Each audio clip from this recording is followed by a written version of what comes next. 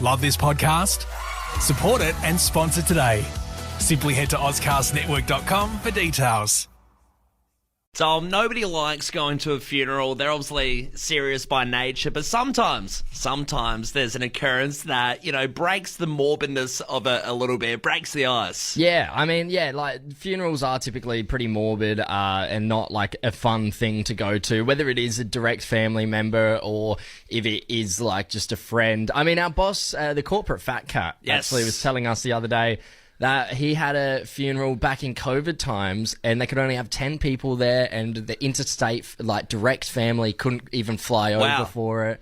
Horrible thing. Yeah, definitely. And, it was weird at that time around COVID as well, especially. Did you hear about those Zoom funerals? God, and then, the priest would be doing the speech, it would lag a little bit. Yeah. Can't hear what the priest is saying, Yeah, thank God we're in better times Better times. But, hey, those weird little occurrences kind of break the ice at funerals. And, I guess there's such high stress, high sadness that when something slightly funny happens, it really does cause an uproar in laughter. Yeah, I had my grandpa's funeral earlier this year, and it was very sad. There was a slideshow and everything. A bunch of his old friends got up and spoke. Yep. But then when my dad got up, he pretty much just did a 10-minute comedy set, and it really lightened the mood. What's the deal with the coffin?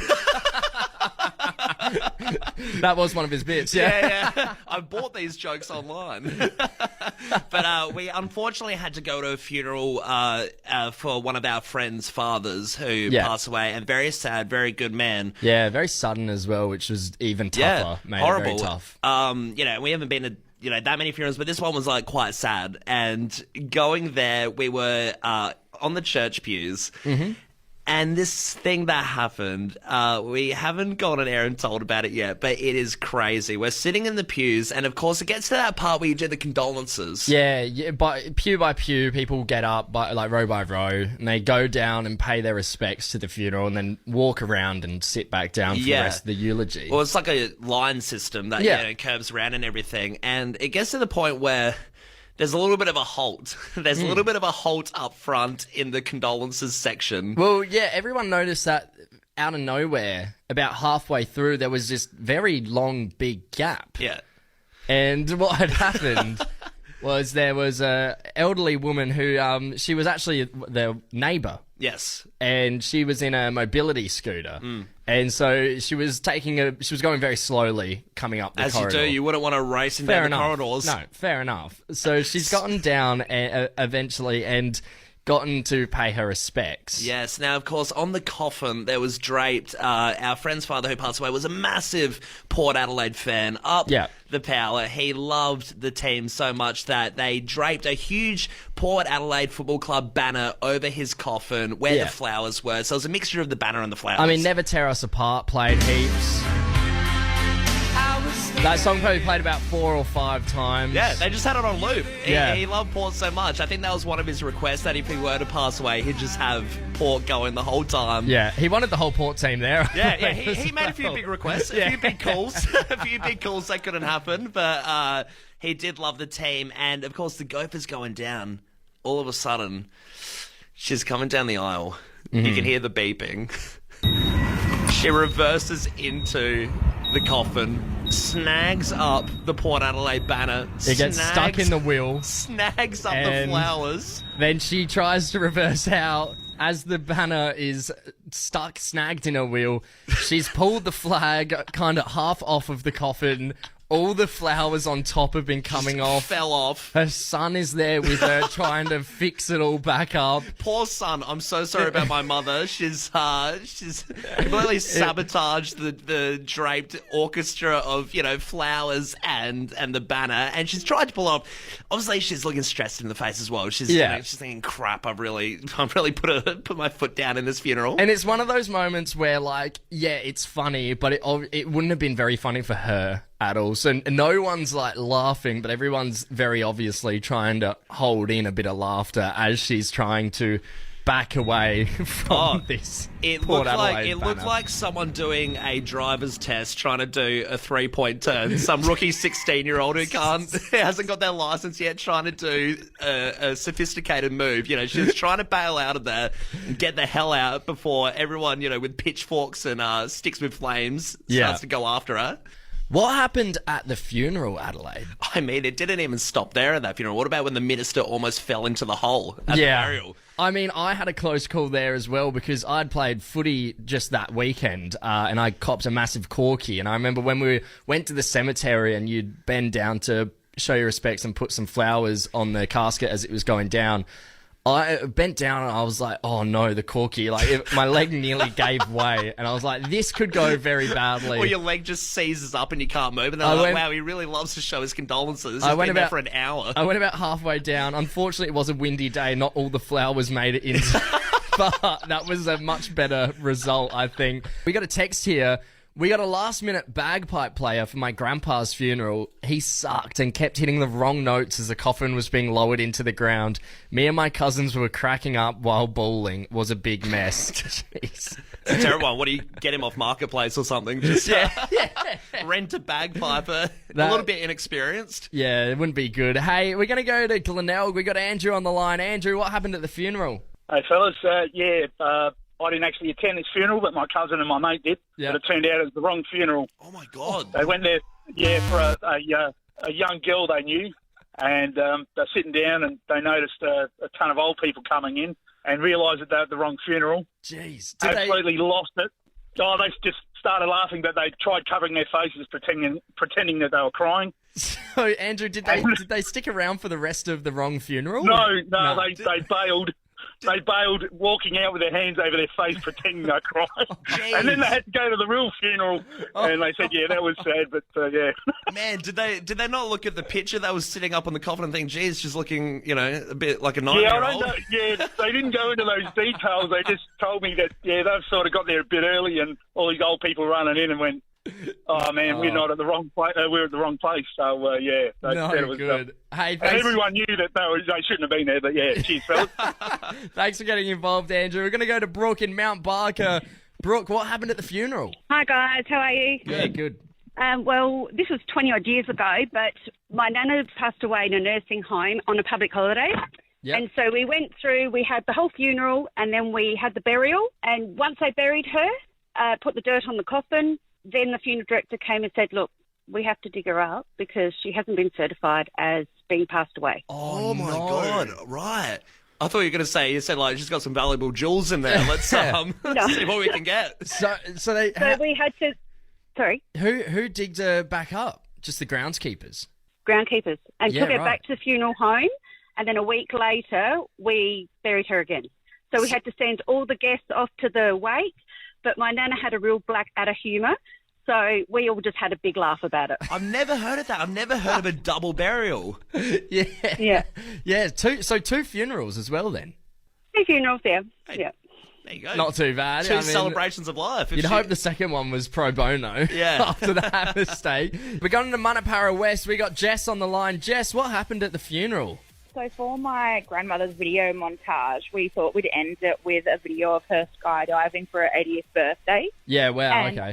I didn't watch the video the whole way through, and what I didn't realise is that in the last 5 to 10 seconds of her skydiving, her false teeth actually fell out. Oh, shot out. And so we were watching the video at the funeral, and then all of a sudden you just see her cheeks start to flap, and then the top jaw of her false teeth come flying out of her mouth.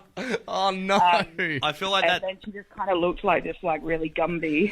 Yeah, I feel like that's footage she didn't want to have played out in front of the masses. I hope it wasn't in slow-mo, Jess. No, but it got the laugh, so that's what we wanted. It's got that heavy metal skydiving music in the background. Hey, we're going to go to Salisbury. We got Tegan on the line. Tegan, what happened at the funeral? At my grandpa's funeral, everyone's having coffee afterwards, paying their respects to the family, and my 5-year-old daughter in the middle of the room decides to lay on the floor, stick out her tongue, cross her arms across her body, and announce to everyone that she is also dead. She's done the squirrel defence. She's played dead in the middle of the room. She did, yes. Doing the tongue out as well is extra comical. Yeah. You're really putting it on at that point. Did it get a good laugh, Tegan? It did, yeah. All right. That's good.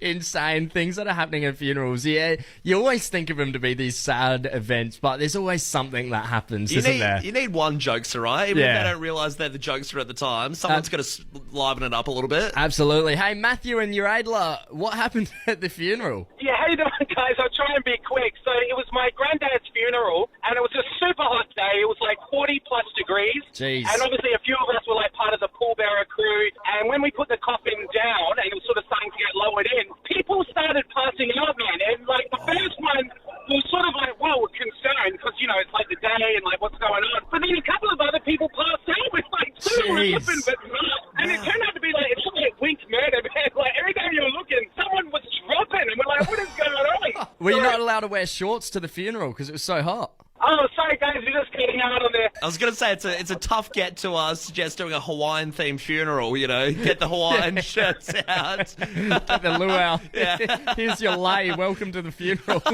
Good on you, Matthew. Hey, Caroline in Huntfield Heights, can you walk us through what happened at the funeral? Because this is insane. Hey guys. Once at a funeral service, when you go up and do all the tributes at the end, there was this elderly guy, probably about 80 years old, and he was going up to collect his tributes, and his pants fell down and you could see his jock. Jeez. Was he in the boxers or tidy whities? No, he was in the whites. In the whites? Oh, God, I thought you were going to say something else. I thought you were going to say bare arse at the funeral. Men didn't want to wear underwear. Those old man jocks. Jeez. Was he not wearing a belt or something, or what was the go? I don't know. It just fell down. Yeah, just parachute Didn't pants. ask questions. Block the children's eyes. You're listening to Davo, Tom and Callum, the podcast. Tom, when someone chucks on a mascot suit, they're no longer human. No. They go into their own realm. You immediately start to treat mascots differently. I guess you see that when you see like little kids go up and kick a mascot. Yeah. Yeah, they don't see it's a human mascot. anymore. It's just a weird bubbly little cup, whatever it's made out of. I don't Something know. out of a movie. That's it. But this is exactly what's happened over at Disney. So Disney obviously pride themselves on their mascots and, according to them, their integrity. So when you go to Disney and you work there, you have to sign all these contracts that say you're gonna, uphold the integrity of Disney and Walt Disney and you won't sabotage that in any sort of way. They have strict rules. This is a weirdly inspirational speech you're giving as the Disney theme plays out. Sounds like I'm the CEO of Disney. Walt? Talking to a reincarnation of Walt, talking to a bunch of Disney interns. This is your first day. You've got a long road ahead of you. But yes, there is a new TikTok account that's been going around that Disney has tried to shut down, but they haven't yet, called Illegal Disney. Wow, I wonder how Disney's going not getting their way for once. Yeah, literally. And I don't understand it because it's literally just a TikTok account that one of the workers there who's, gone undercover, I guess. They're living in the shadows and they haven't been shut down yet. They're sort of still snooping around, but pretty much they're trying to sabotage the whole message of Disney. Right, so it's like the Jafar of Disney. Literally, yeah. From Aladdin. But the person's gone around taking videos of costume heads sitting on the shelves. Right. So Disney look at this and they're like, well, that's distressing because what if kids go on TikTok and then they see, Mickey Mouse's decapitated head just sitting on a rack of metal. Some just sort on a of trophy. Cupboard. Yeah. Like it's got to distress people and, break the illusion a little bit. Other than that, there's been some kind of lewd acts being filmed between mascots. Yep, classic. Yeah. Can you get into how lewd they are or no? I can't say how lewd they are. Right. I can't say, but it's pretty out there. I'd say an 8 out of 10. Right, okay. And you won't guess who it's between.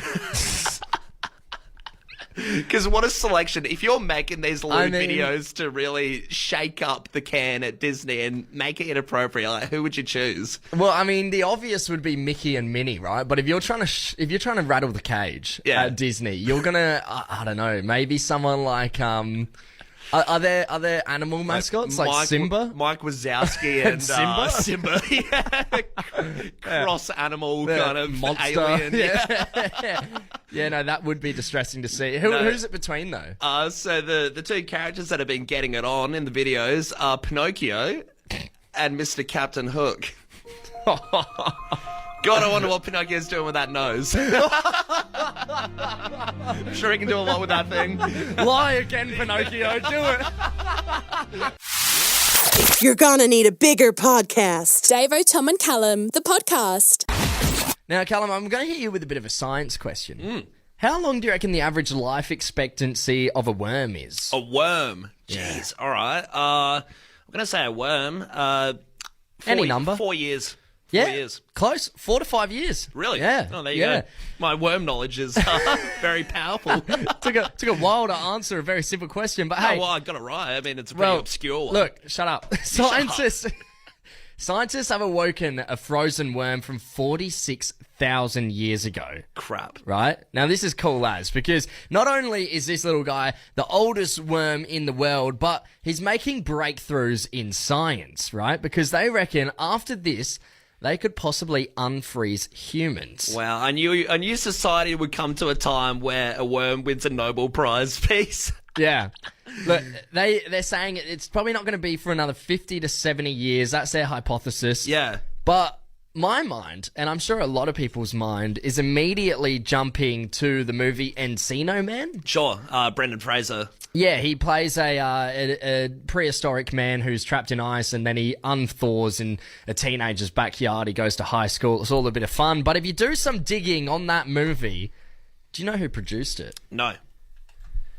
This company.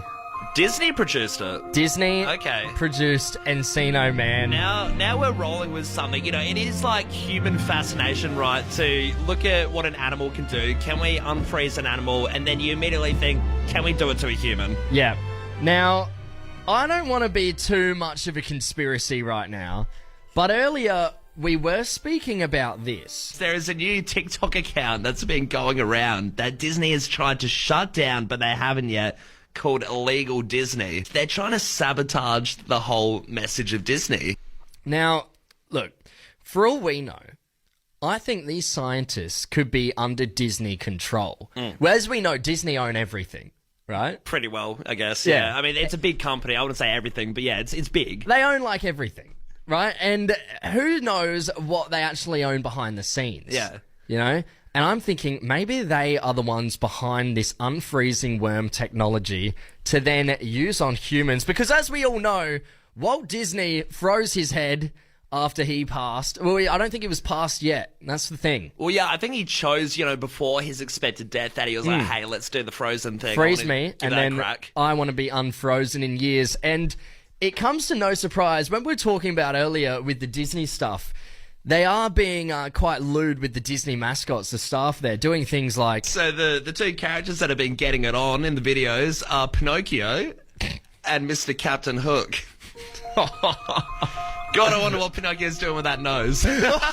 I'm sure he can do a lot with that thing. Lie again, Pinocchio, do it. Still proud of that joke. This is a good one.